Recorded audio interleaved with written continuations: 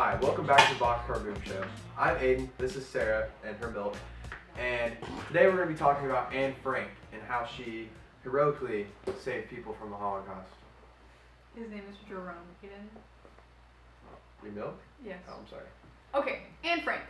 So, Anne Frank was born, which I don't know, I never knew this, but her full name was Annalise. Annalise? Annalise, I thought it was just Anne. So, Annalise Marie Frank to a lovely couple, Otto and Edith Frank, on June 12th of 1929. Oh, that's a good name. I'm pretty sure my friend's dog is named Otto. It's a dog. He's a human. Exactly. Anne lived with her parents in an apartment on the outskirts of Frankfurt, which is the city where she was born, and for the first 5 years, and then they moved to Amsterdam because the economy sucked. So, then after moving to, I think Amsterdam's in the Netherlands, so they moved to Amsterdam. When the Nazis seized power in 1933, they moved to the Netherlands, where Otto had business connections with he had some homies. They all went one by one. So Anne was the last to arrive in the Netherlands, which was in February of 1934. She stayed with her grandparents. When I first read this, I thought they just kind of, we'll see in a little bit, Anne. Bye. And then in 1940, Germany took over Amsterdam. So in July of 1942, that was when the Germans began to concentrate the Jews that lived in the Netherlands. And during, this is the first half of July, but they hid here for 2 years. They hid in an apartment that would later hide 4 Dutch Jews along with them, which are named Herman August and Peter van Pels, and then Fritz Pfeffer. P-F-E-F-F-E-R. Pfeffer. So they lived in a secret attic apartment behind some family businesses office. Yes, they were basically just hiding. For 2 years, which Anne gave the affectionate name of the Secret Annex. Otto Frank's colleagues and friends all risked their lives to help hide them and smuggle them food.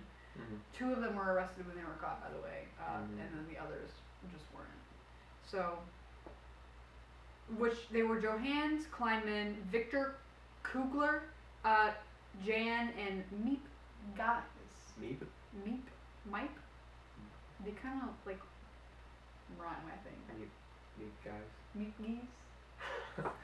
Sorry. Words. Okay, on August 4th of 1944, the Franks and the 4 other people they were hiding with were discovered, and then they took a 3-day-long trip to Auschwitz-Birkenau.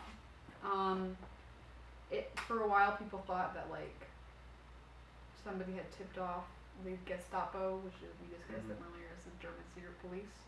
But a new theory has come into play that they were suspected of ration coupon fraud.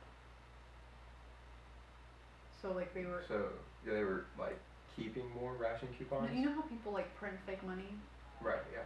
That's money fraud. They were just printing. They thought they were printing fake. This is just a theory though. They thought they were printing fake ration coupons. So it's like alchemy, but for coupons. Alchemy is committing fraud with money. Okay. Yeah. I didn't know that. I knew alchemy, whatever. So somebody thought that might have happened, and that a German officer just kind of stumbled upon them and was like, "Hey, some Jews."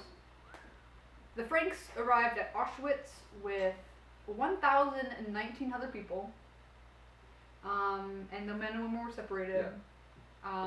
So Otto and Edith stayed in Auschwitz, and Margot and Anne, Margot's her older sister, I never brought that up, were transferred to Bergen-Belsen, another concentration camp, which I believe we discussed in an earlier episode.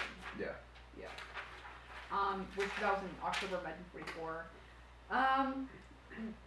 Anne, Edith, and Margot, they all got the tattoo numbers right, but they were never nobody knows what they were.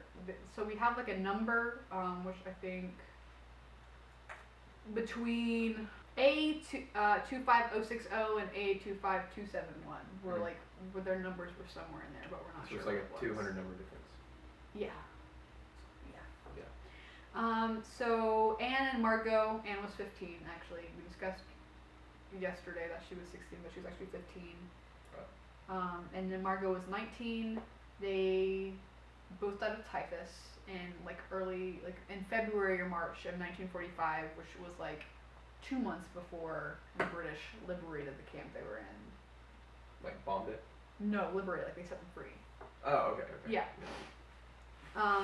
Which that was on April 15, 1945. Edith died in Auschwitz in early January of 1945, so they all kind of had like the same little death time. Yeah, little months there. But Otto was the only person who survived.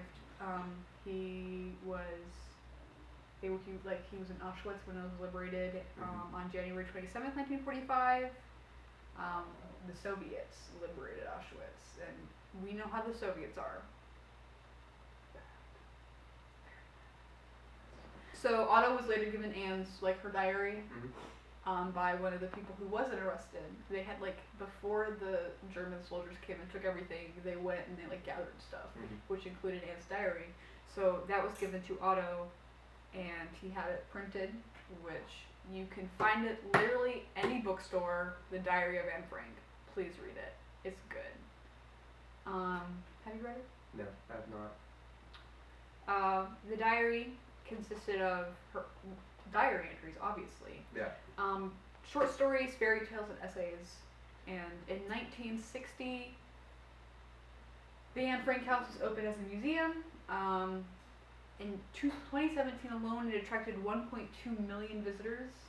Wow, that's crazy. That's a lot. So Otto worked very closely with the Anne Frank House until his death in 1980, and he just he wanted people to understand and not do racism and anti-Semitism.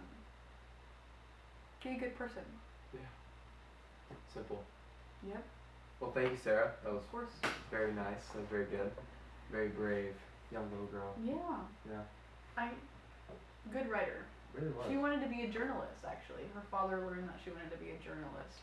Thanks for watching the Bockscar Boom Show. I'm Aiden. This is Sarah. We'll see you next time. Like and subscribe.